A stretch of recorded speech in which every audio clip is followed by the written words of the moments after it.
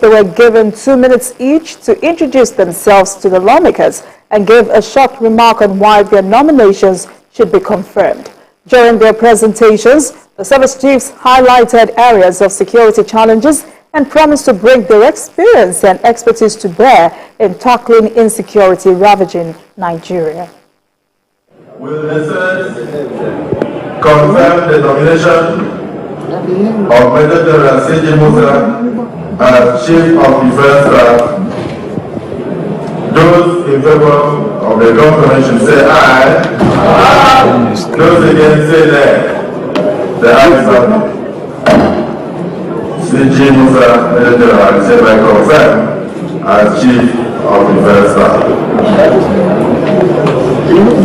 Distinguished colleagues, will the Senate confirm the nomination of Major General T.A. Lagbaja as Chief of Army Staff? Those in favor say aye. Aye. Those against say nay. The ayes have it.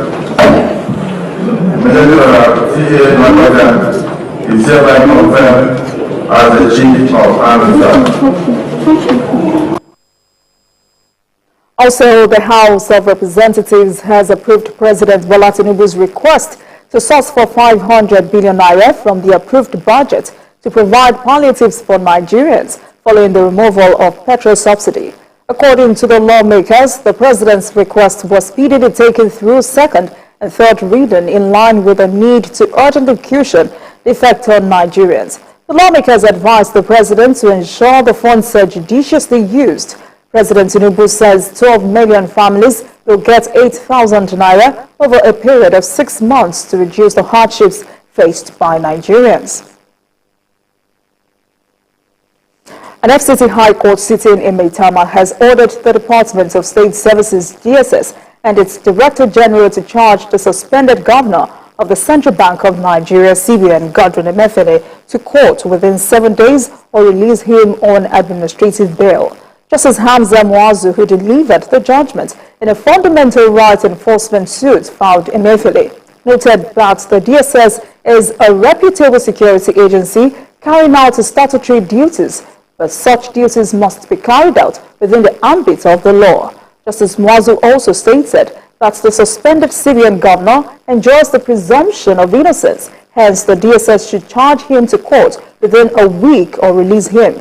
The court agreed with the submission of the DSS that the suspended Syrian governor was arrested in a civil manner and has never been subjected to any degrading treatment at its facility.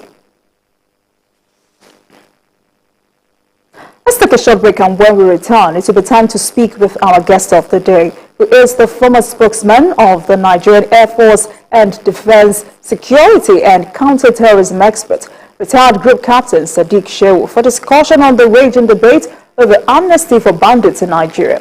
Welcome to Politics Tonight. Stay with us. We will be right back.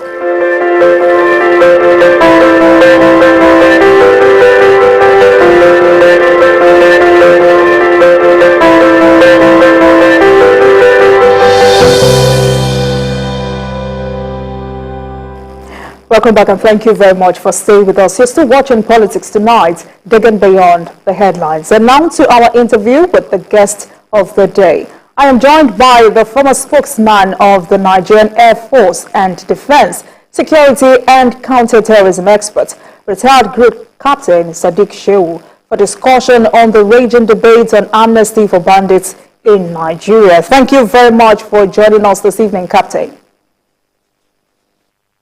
Thank you very much for having me. So let's begin with the new service chiefs who have just been confirmed by the Senate. How will you describe their appointments? Well, I have commented on the new service chiefs. Like I said in earlier comments I made, when you are rating officers, you rate them among their contemporaries or among their peers. Officers have different peers, different course in which they graduated. And it is only when you are looking at the peers from which these people are picked that you can be able to rate whether it's a good choice or bad choice.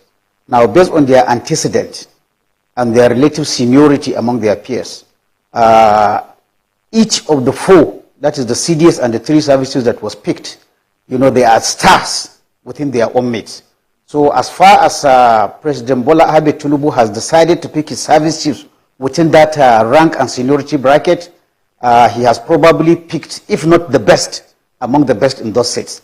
And not only academically, but even performance-wise, these are some officers that I know, basically when I was in the military, and also some of them I have come across them while I was in the military as a trainer or as an instructor in Jaji. I can accept that they are of good quality. And even out of the classroom, each one of them has come up with a reputation for field performance. So as far as their background is concerned, they are equipped to improve or to continue on the trajectory left by their predecessors. We expect much from them.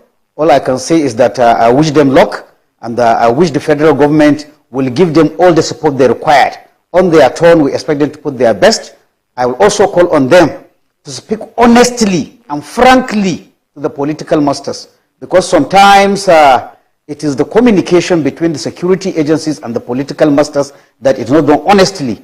And if it is not done honestly, the political master may have unrealistic expectations of what the armed forces could do if he does not know their gaps, their weaknesses, their needs, and their strengths. So I expect a very honest conversation between the service chiefs and the political masters, who it is the political masters that will get them all the wherewithal they need to win the insurgency and other security challenges that are facing the country.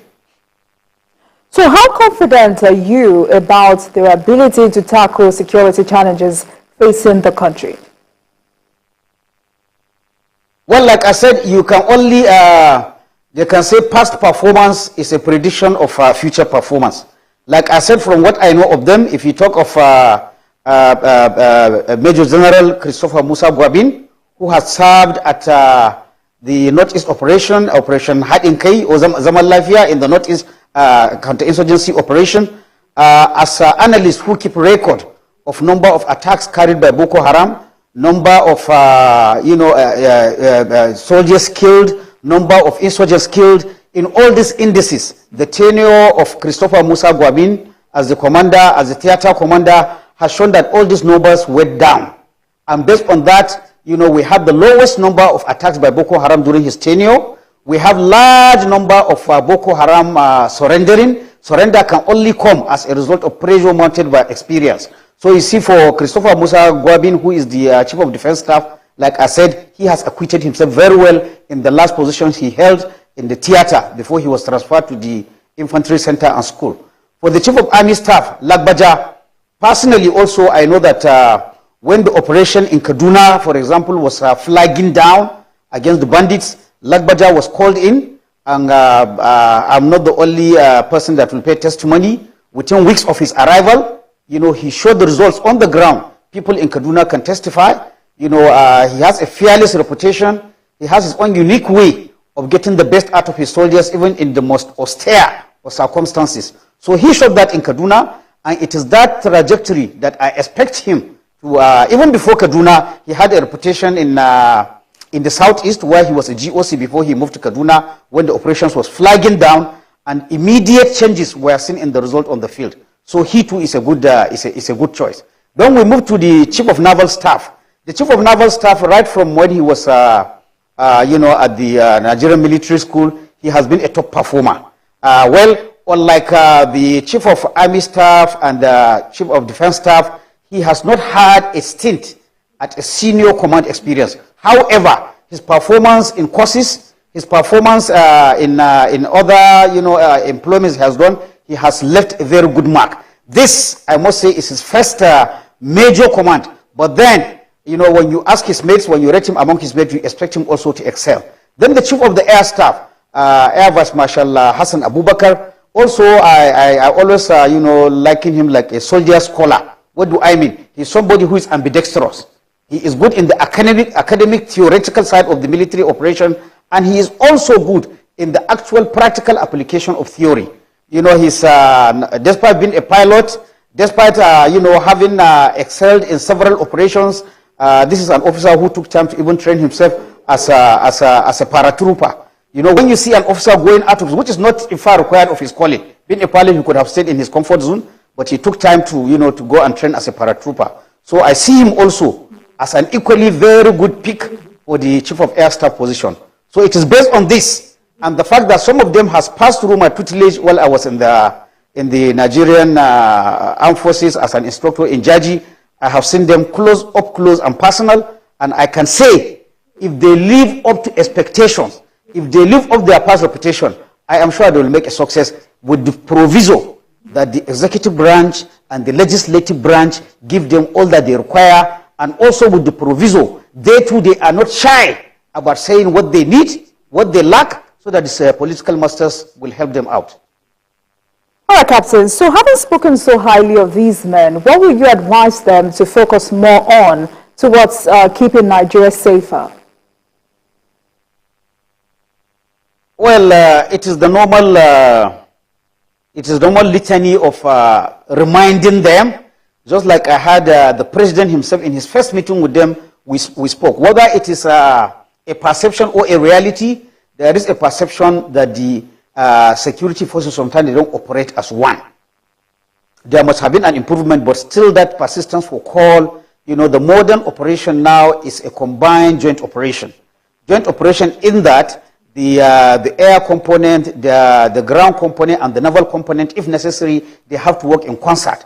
Each has its own, area of strength and area of responsibility, but it is the combination of all these attributes that will bring success to the field. So I expect them to team up, and where there are any wrinkles, as people are complaining, even the president has told them that, we expect them to, to sew those wrinkles and work in harmony under the tutelage of the Chief of Defense Staff, who is supposed to be like the first among equals among the service chiefs. So this is what I will tell them.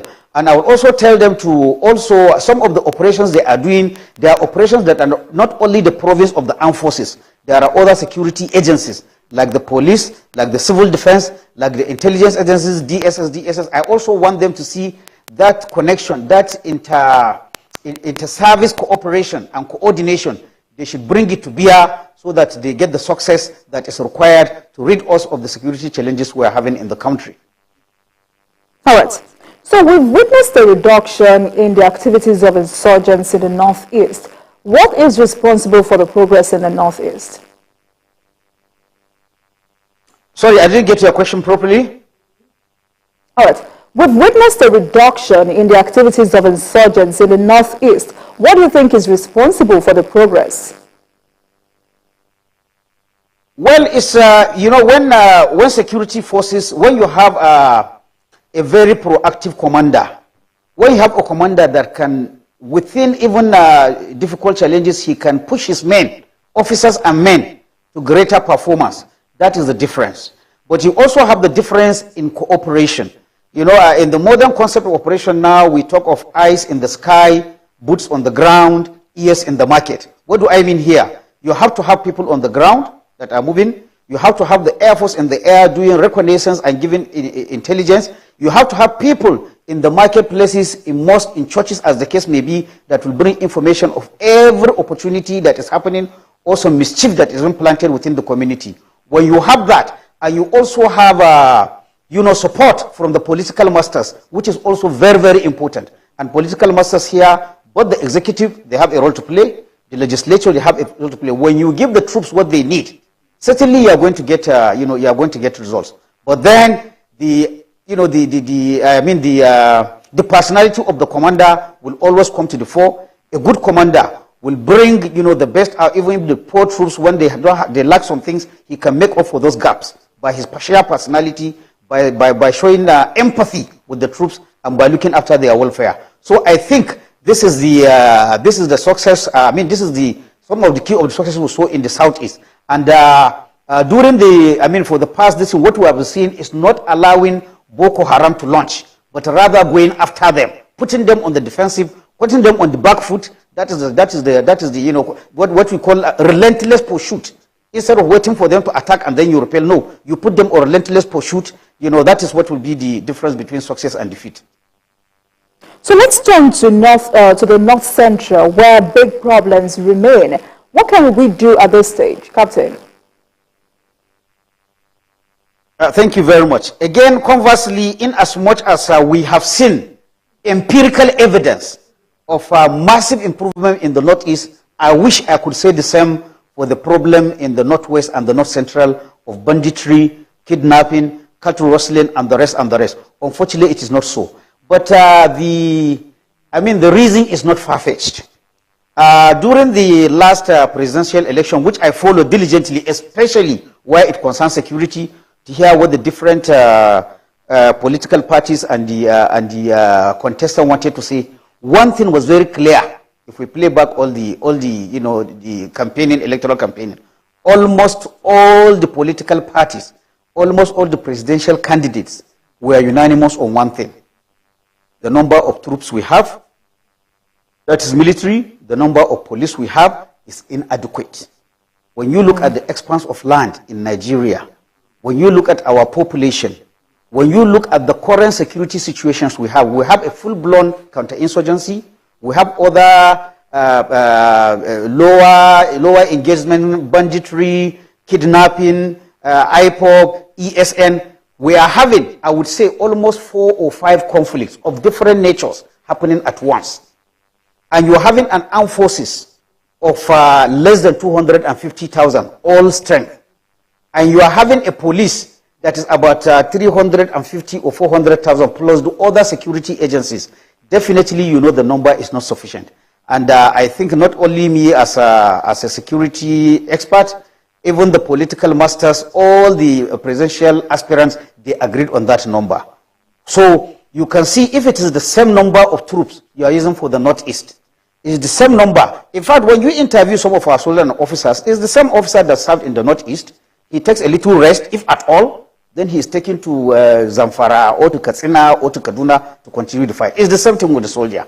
So the truth is that we are overstretched as far as the numbers is concerned. The only question you would ask is that we have been talking about this overstretch since 2011 or 2010 when the insurgency started, which was later joined by the banditry and the other things. And when you look at indices, there are publications that always rate countries about the number of manpower they have, number of able-bodied men and women that are ready, especially where we have teeming number of youths that are willing to look for work and are willing to work for the country in the security agencies. You will wonder why all these years we did not do an elaborate and sustained recruitment exercise. We have not done up till today. Agreed. The outgoing government, I think through the last days, President Muhammad Buhari spoke about adding about 60,000 number of personnel. Appreciable, but not enough. It is not enough. If we go back to our history, when we started the Civil War, what made the Civil War to end quickly, apart from other tactics, is the massive recruitment that was done. The Nigerian army started the Civil War with only about one division. When you say one division, you are talking about,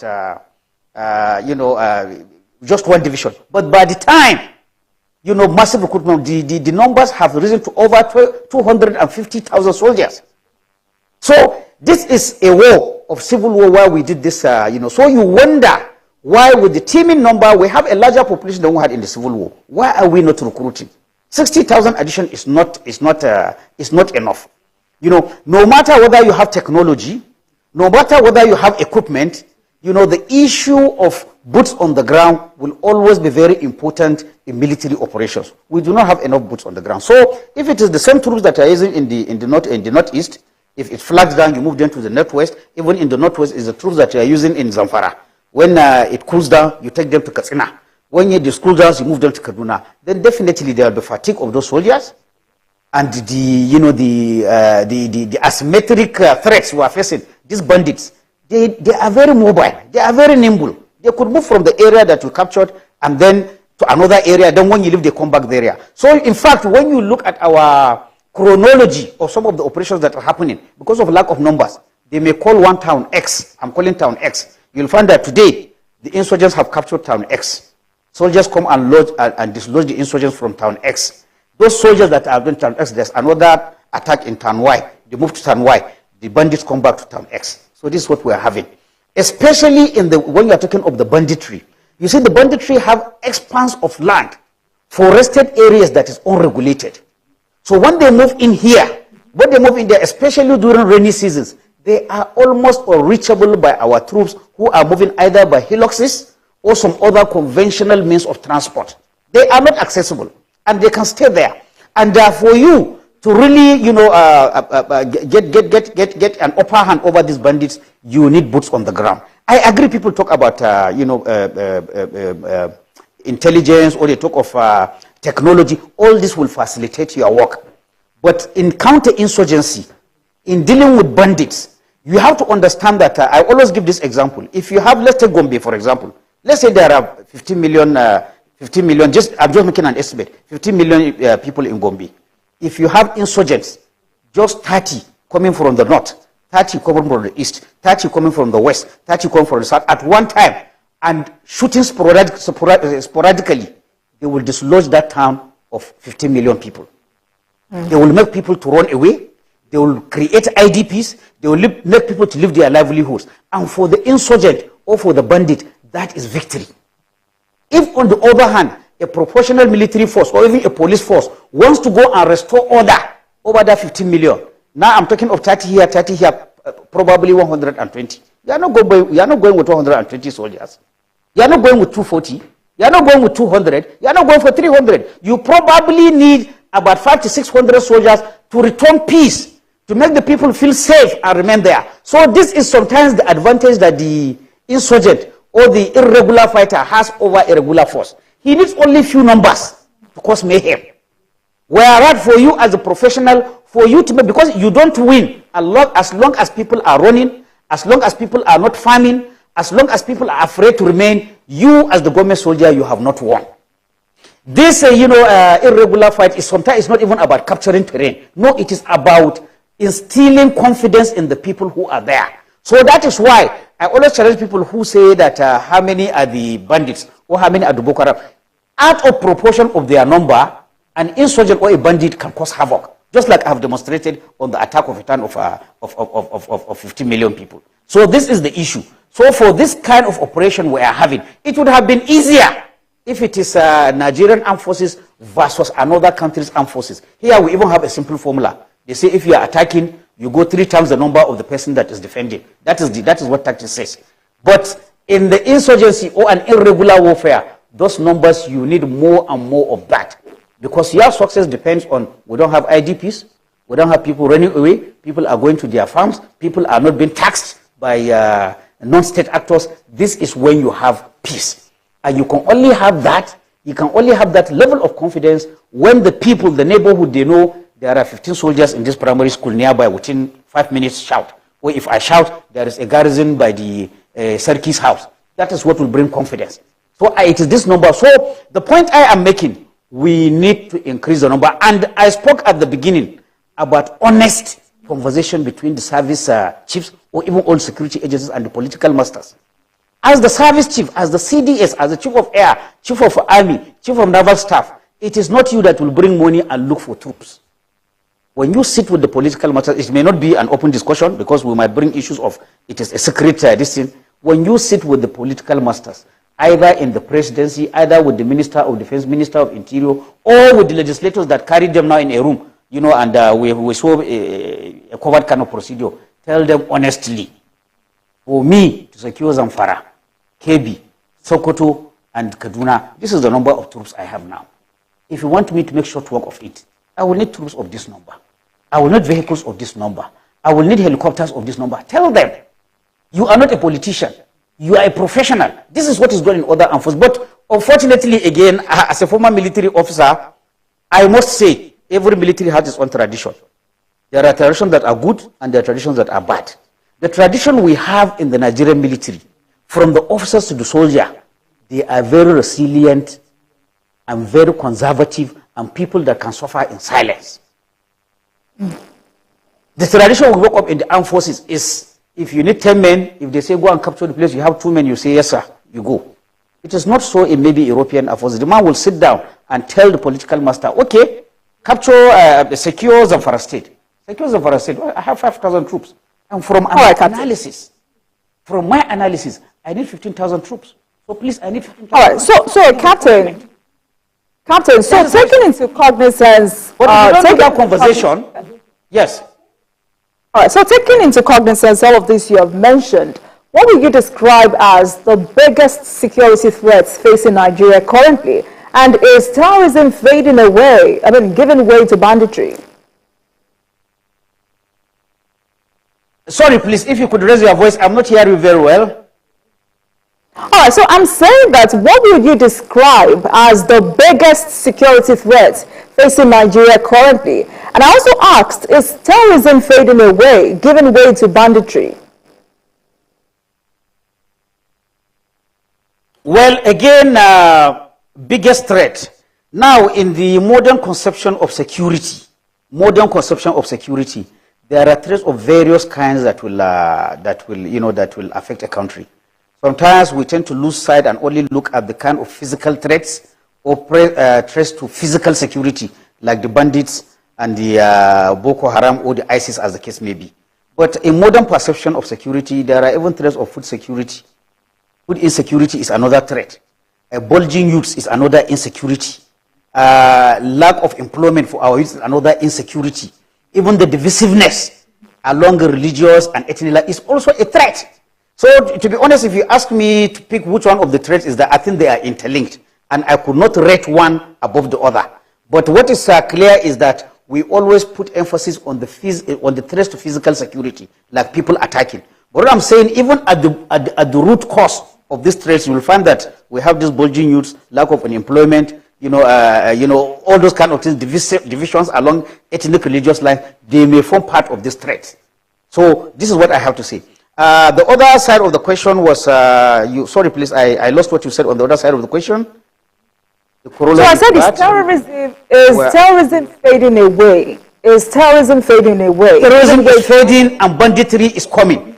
Yes. To be honest, again, what we are seeing over the years, before we could cleanly separate banditry and insurgency. We used to relate that insurgency is as a result of ideological grievance. Some people believe they have one form of Islamic religion which they want to bring in, which they think the other people that are following on the other side, they are not right. They want their own caliphate. That is what we call insurgency. It is normally, insurgency is almost a political or ideological struggle against the government. Whereas banditry, in its purest form, is just criminality. There is nothing ideological about it. There's nothing religious about it. It's just criminality of people wanting easy money to live easy life. But along the line, we are having, a criminal enterprise or an amalgam of the two, because they found, whereas the insurgent is fighting along either a misguided ideology religiously or politically, the bandit is in it for the money and only for the money, for easy life.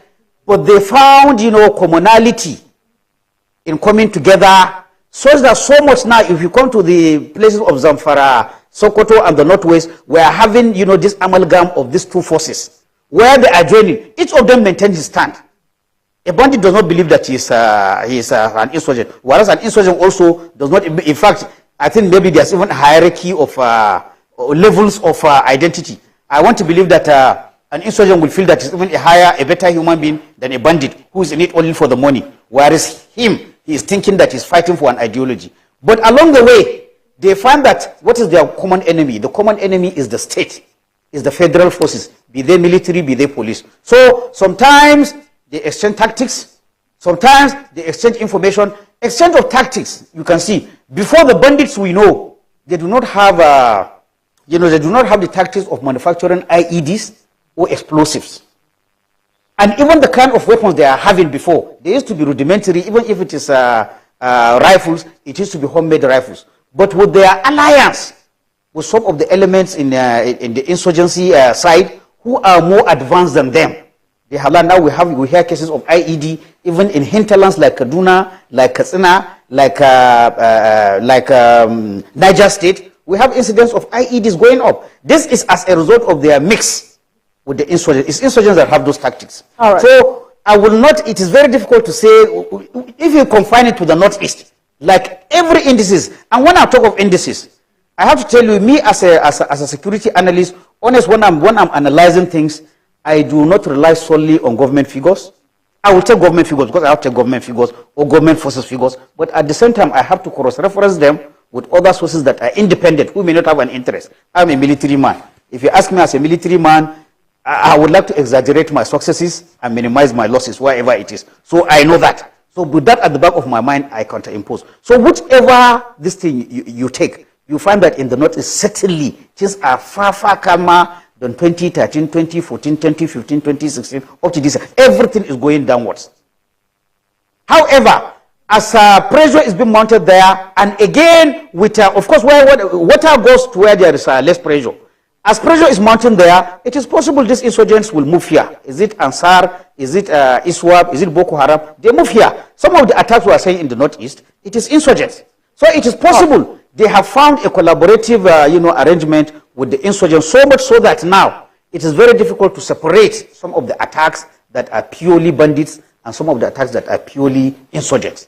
This is what we are having. All right, sir. So, insurgents, yes, in the Northeast, it has really subsided.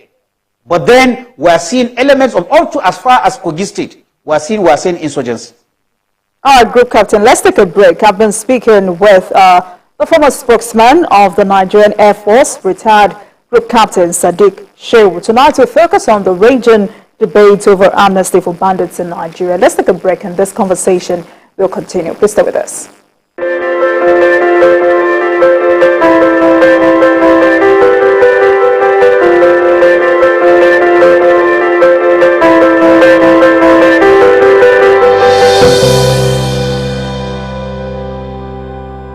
Welcome back and thank you very much for staying with us. This is Politics Tonight, where we dig beyond the headlines. And tonight we focus on the raging debate over amnesty for bandits in Nigeria with the former spokesman of the Nigerian Air Force, retired Group Captain Sadiq Shehu, as our guest tonight. All right, so let's move on. I mean, to put this into proper perspective, I know you tried to talk about this earlier. So what really is the source of banditry? Is it a protest against the state or caused by unemployment? Thank you for that question. Your question raises the difference between insurgency and banditry. Like I said earlier, when you talk of insurgency, not only in Nigeria, everywhere, you are talking about a political offense or a political struggle.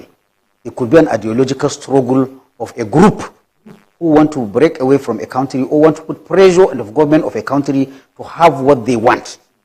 It's normally ideological or politically based. That is, insurgency.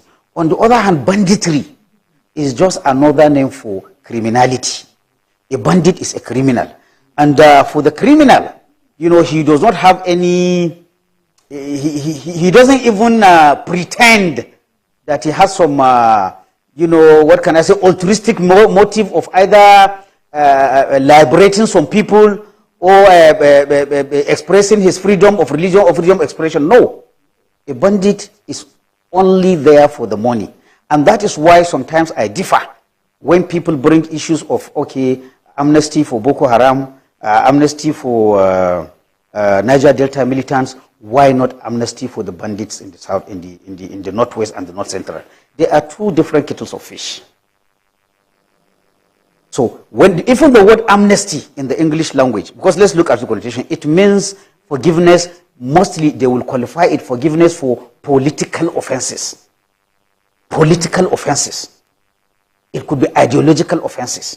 That is amnesty. When you talk amnesty in the case of international humanitarian law, it is talking for amnesty for people, who have fought against the state. But even in the amnesty under international humanitarian law, there's a caveat. You do not give amnesty to people who commit what in international humanitarian law is called grievous offenses. Grievous offenses include murder, abduction, arson. People that have committed these offenses, even under international humanitarian law, are not allowed to enjoy this amnesty. We have to make this thing.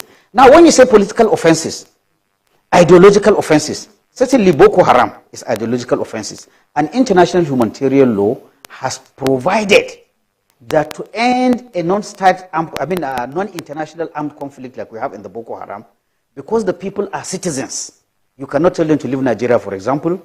because the people have family ties, community ties, which cannot be severed. And because international humanitarian law has also taken cognizance that we can never, even if we don't hope, we hope Boko Haram ends soon, but even if it takes 20 years to end, I don't think there's any insurgency that ends with the government saying today, 14th of July 2023, we have killed all Boko Haram. We can never have, it will be ideal we have such an ending, but we can never have. What does it mean tell you? Still, some insurgents will remain either known or unknown. And because you cannot send them all, like if it is international law, for example, we are fighting against Cameroon. The easy way of ending the fight is at the end of the war, we have prisoners of war, we have Cameroonian soldiers we captured, they have Nigerian soldiers we captured. We did it during the Bakassi. Take your soldiers, give me my soldiers. That is the end of the conflict. Everybody goes back to his country. But non-international armed conflict, the adversary is also a citizen. And you cannot take his citizenship or push him to another. In fact, which country will accept an ex-Boko Haram? So it is out of this, after many years of trial, they find that for a non-international armed conflict, you have to grant some level of amnesty to end the conflict. But even though, again, I underline the caveat, it is not everybody that's entitled to the amnesty. Only those who did not commit grievous offense. Somebody who was abducted by Boko Haram and forcefully recruited, a woman who was abducted like the Chibok girls, who, you know, because of closeness, some of them developed affiliation with their Boko Haram husbands. I don't want to call them husbands, but the people who abducted them over the years. You see, all those ones, when you catch it, there are some who work for Boko Haram, even only farming or fishing or marketing. International law will look at those ones, separate them, which is, of course, something maybe we didn't do. And then also it says at the end of the conflict, you give amnesty to those people. When you go to Niger Delta, I'm just trying to bring the example. Whether we believe or this particular debate over amnesty for bandits, I mean, rages on. So, what's your position on this? My position on this is that bandits are criminals. And if we just bring it back to Nigeria, the amnesty we have seen so far is amnesty. We saw some sort of amnesty after the Civil War. We saw the amnesty, some amnesty being practiced now for Boko Haram, whether rightly or wrongly. I mean the process, not the amnesty itself.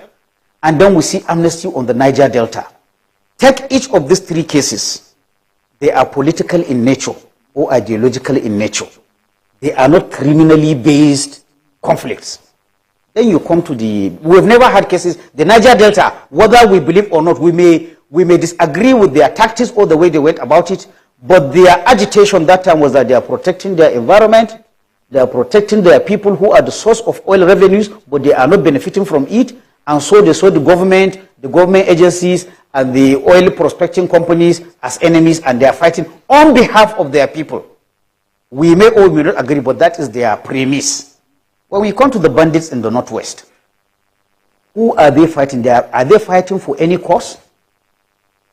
Are they fighting to protect environment? Are they fighting to protect the poor people? One of the most, the poorest areas in Zamfara, Kebbi, Sokoto, and Kaduna. Are they protecting these people? They are not. All right. On the other hand, even in the extreme, they are preying on those same people. They are kidnapping these people. They are carrying their daughters. They are imposing levies on them. So what I am trying to say is that the bandit is in it purely for the monetary gain over hapless citizens. So to me, when you say, and that is on the ideological side. If you look even on the results, despite what former governor of Zamfara said, unfortunately he was not the only one. At a time, I think 2019, there was a general amnesty between Kebbi, Sokoto, Katsina, I think even the Zamfara. What happened? We have governor of Katsina coming to say that the greatest mistake he made was allowing that amnesty, because these people, you know, they can never be trusted. They will come back, they are criminals. So it is for this reason I do not support the call for amnesty for bandits who are criminally minded, who prey on the same people who are of the same stock, the same religion with them, the same ethnic group. They have no sympathy for people that are kith and kins. Then for whom are they going to have sympathy? I do not support amnesty for them, because again, they cannot be trusted. They are not gentlemen. They will always renege on whatever arrangement that is made with them. So the only thing is that, and even accepting amnesty again, sitting down with them, I mean, it's a very bad picture seeing these people going to sit in government houses, talking with governor, talking, with such hubris. When you do that, you are allowing to show that government is weak, and you are opening a door for some people later on to also follow the same line. All right. So the military has also ignored the call for amnesty for bandits. Do you think this is the best thing to do at this time? Well, modern operations against any kind of non-state actor is multifaceted, and there are different lines of operations, as we call them. The military line of operation is one, but it shouldn't be the only one. You could put communication, you could put education, you could put, poverty eradication. All these are issues that can be brought together to attack the bandits. But at this time, what the bandits need is a combined effort of both military operations and the other lines of operation like poverty alleviation that will ensure that the people in those areas do not get into the hands, because they recruit people from the local communities. Some people will join them because of it's an easy way of making money. So when you have you make available ways that people will earn their living, probably you are reducing the likelihood that these people will recruit people. Protect our borders, try and stem the tide of flow of small arms and light weapons, and generally upgrade or increase the military and security pressure. I have talked about lack of numbers. I have talked about mobility assets to enter into the recesses where these bandits are.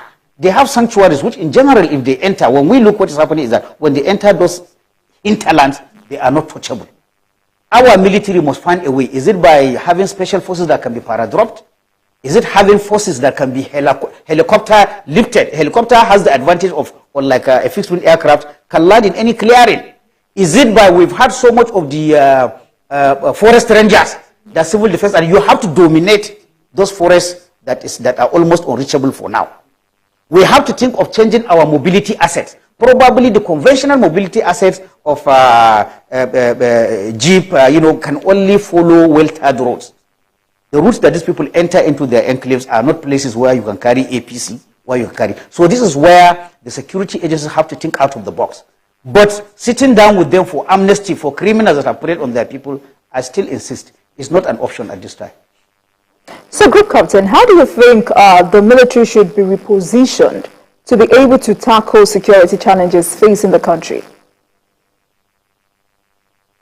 As I'm talking now, the service chiefs that are appointed, they know more than me. They know what the gaps are. They know what the weaknesses are. It is possible. It is possible. I say it is possible. I'm not sure. It is possible the political masters do not know. This is where I call for, again, like I did before, an honest conversation between the security agencies and the political masters. Without being indiscreet, I will say there are gaps in the security forces personnel, in equipment, in communication gadgets, in mobility assets, maybe in some level of specialized training that makes the bandits to be a bit elusive, especially when they enter into the hinterland. This conversation should happen, not me and you watching, but it should happen between these newly appointed service chiefs and their political masters in the executive branch and the legislative branch. They should talk honestly to them. This is what happens in other countries, and this is what I will continue to call on. If you don't, it's like going to a doctor and you don't tell him what is actually all the symptoms that are with you. He may prescribe something wrong with you. So please let that honest conversation go in. I will only go as much as to say, to warn, or rather to caution the civilian masters. There's tendency to overlook the gaps that our armed forces have, and even the police forces. There's tendency to exaggerate what they can do as a consequence of what they have at hand. we should not. So if there is that honest conversation is not there, there is tendency of unnecessarily high expectations which are out of proportion of capacity. All right. Frank discussion. So let me get your position on this. Now, will you support tinkering with military tradition to ensure that we can keep more generals longer in the military? Sorry, I didn't hear you. All right. So I said, will you support tinkering with military tradition to ensure we can keep more generals longer in the military? Well, I don't know. For the time I joined the military, between 2022 last year and this year, 2023, we have seen in one fell swoop a massive retirement of a high number of generals. And all stakeholders should be concerned about this. It is wasteful in terms of training and money invested in these people. It is also bad for career planning. It is also bad for the welfare and the family life of those people affected. And we must agree. Some people are quick to say it is a tradition. It is normal. No, it is not normal. It is not normal for a country to retire 50. Now we are talking about 130 generals in one go. But we have to go to the root of the problem. This problem did not start in one day. And I will not even blame the president, the current president, because he inherited a problem. What is that problem? Over the years, the needs for the military change over time. I just gave the example earlier in this interview when the Civil War came. There was need for massive recruitment for both officers and men as a result of war. Now, as you enter, it is normal, as you enter into a peace period from a war period, you do demobilization. You reduce your recruitment into the armed forces. And you ensure that those ones that are going through attrition of either health, either performance, people are living properly, so that you leave the military in a pyramid structure. What happens over the years? Several things happened. And it shows a weakness in our modern military personnel management systems. We do not have personnel management systems. A good military does what is called force structuring. Force structuring starts from the answer to the question. What is answer to the question? We need to have a panel that will sit down and say, okay, looking at Nigeria's size, looking at Nigeria's population, looking at Nigeria wants to be the giant in West Africa, Africa, and even the world in terms of peacekeeping. How many soldiers do we need? How many officers do we need? How many policemen we need? That is the answer. Then you work backwards. Another implement you will say is Nigeria going to likely in the next 10, 15 years? It's a long-term projection. Are we expecting are we at peace with our neighbors? That will... Let's quickly talk about, I apologize for that. Let's quickly talk about Plateau State. We've witnessed an upsurge. You're quoting me midstream. Yes. All right. We've witnessed an upsurge in attacks by gunmen in Plateau State. What do you think is responsible for this? Well, again, it's still the issue of maybe not enough troops to dominate the area and make sure that mischief makers do not, take laws into their hand or cause mayhem. But at the same time, again, while I have been emphasizing of number of troops, in a community where we are having this communal, whether religious or ethnic clashes, again, the security man, whether military or soldier, cannot be helped if the people that are living in that area themselves are not ready to live in peace. No matter, even if my call for more troops is there, you cannot have a soldier in every lungu. You cannot have 2 soldiers outside every house. You cannot have 50 soldiers on every street. You can never have that number. So as long as the neighbor from this house, neighbor A and neighbor B, sharing a wall or a compound in front of them, as long as they are not living in peace, it is very, very almost impossible to have a number of troops that will keep peace in that area. So it's a two-way thing. Yes, there is the absence of enough troops. Again, based on it's the same troops who are using in the northeast, in the northwest, in the plateau, it's the same troops that are going for peacekeeping. We don't have enough numbers. But at the same time, for intercommunal clashes, the people living there also have to abstain from, inflicting violence on each other. They have to imbibe the spirit of good neighborliness, which ordinarily we are predominantly Muslim and Christians. That is in our doctrine. But unfortunately, you do not see it in our neighborliness. You do not see it among our neighbors, where a neighbor can turn and hack a neighbor at any time at the slightest provocation.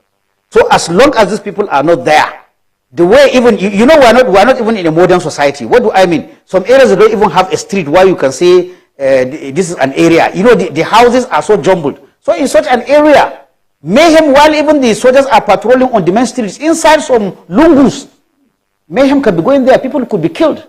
It's only after bodies have piled that will enter some inaccessible lungus where your patrol car cannot enter and find dead bodies there. So it is an issue of lack of numbers. It is also an issue of our inability to handle our diversity. All right, thank you very much, Captain. I've been speaking with the former spokesman of the Nigerian Air Force, retired Group Captain Sadiq Shehu. So, Captain, quickly before I let you go, how do you assess the way the new administration has handled security in the country? Too early to tell. However, in the selection of service chiefs, like I said, based on the officers that I know all the current officers that are in the Armed Forces within that general, they made a good pick, but there's a lot to be done. You raised one question, which I was in midstream, you caught me. There are a lot of things that are wrong with our security architecture. I'm happy the president said he will reform, I'm using his words now, he will reform the security architecture, the security sector, and doctrine. We wait to see how that is going to be done, because that is a problem. You raised the issue, which you didn't allow me to finish, of retiring generals. It all has to do with a weak security architecture. Now, when you say security architecture, you are not only talking about soldiers and police. You are talking about the ministries that take charge of this thing. You are talking about legislature. You are talking of the president himself. It is all that forms security architecture. And in all these things, there is need for reforms. So until President Bola Ahmed Tinubu start his reform and we see them on the ground, I will say, as far as selection is concerned, I can say so far so good. But it is too early to say whether he has succeeded or he has not succeeded. We are waiting to see. All right, so I sincerely apologize for that. We're trying to manage time. All right, thank you very much. I've been speaking with the former spokesman of the Nigeria Air Force, retired Group Captain Sadiq Shehu. Tonight we focused on the raging debate over amnesty for bandits in Nigeria. Thank you very much for coming, Group Captain. I sincerely appreciate our conversation tonight. Thank you very much. Thank you very much. Have a nice day. And you too. And thank you very much for watching. That marks the end of today's episode of Politics Tonight. But the conversation continues from here. Get in touch with us on Twitter at TVC News NG and at Olajumoke using the hashtag Politics Tonight. We're also on YouTube at youtube.com/TVC News Nigeria. Join us for the repeat episode at midnight and tomorrow for another edition of Politics Tonight, digging beyond the headlines. I am Olajumoke Olatunji. Goodbye.